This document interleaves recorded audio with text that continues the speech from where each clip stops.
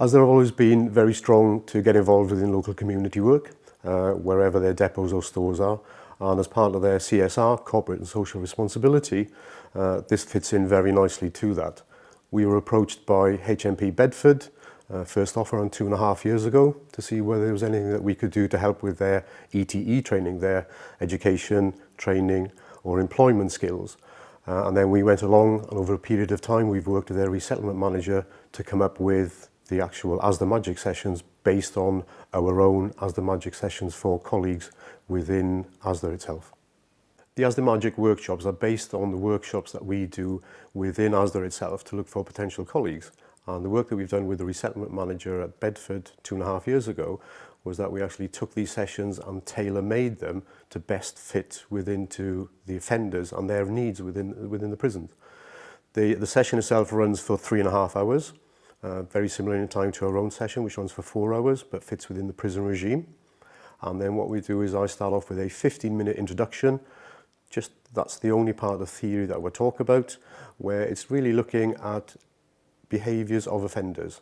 And that's what the whole session is about. I can teach skills, my trainers can teach skills, but we're looking at behaviours within this 3.5 hour session, and to see whether we can actually have the right behaviour set to join the colleagues that we have or any other company has. The 15-minute session includes pieces about turning up early for the interviews or for the assessment centres, because remember, a lot of these offenders have either never had a job before or have been out of circulation for a while. So things like that are very important, maybe very basic to us, but very important to them to remind them. It's about turning up smart. It doesn't have to be a suit. Again, it's just smart casual, but the first impression is so important. Everyone gets a gut feel before the actual assessment centre, so that first impression is so important. Once that piece is over, we'll also then do a bit of work about breaking down the interview.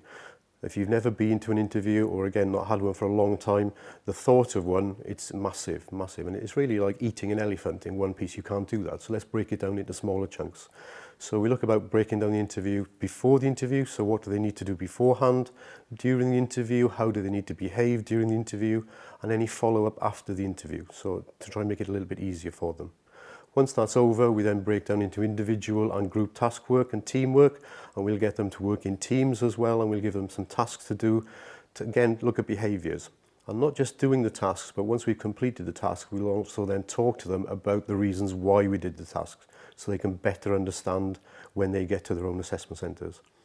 We also do a bit of work on interview skills, and they'll also get some group feedback as well. So not only are 2 or 3 of the offenders interviewing each other, but the whole group is involved with feedback. And again, it's all about understanding the reasons why we ask those specific questions.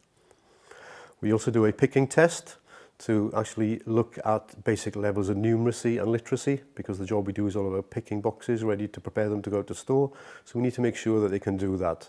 And that's what we'll actually spend sort of 30-40 minutes doing as well. The last part of the session is then based on a feedback session, because we want the session to be relevant to the offenders we're actually training, and to make sure that the sessions get better and better so they don't stay the same. So we give them a feedback form. It's called a stop, start, continue form, what they want us to stop, start and continue in the session.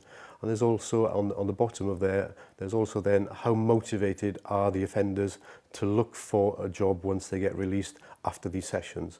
And that feedback is so important to the prison and to ourselves as well, to make sure that what we are doing is working. Based on the feedback forms that we have from each and every session that we do, the impact does seem to be working very well with the offenders.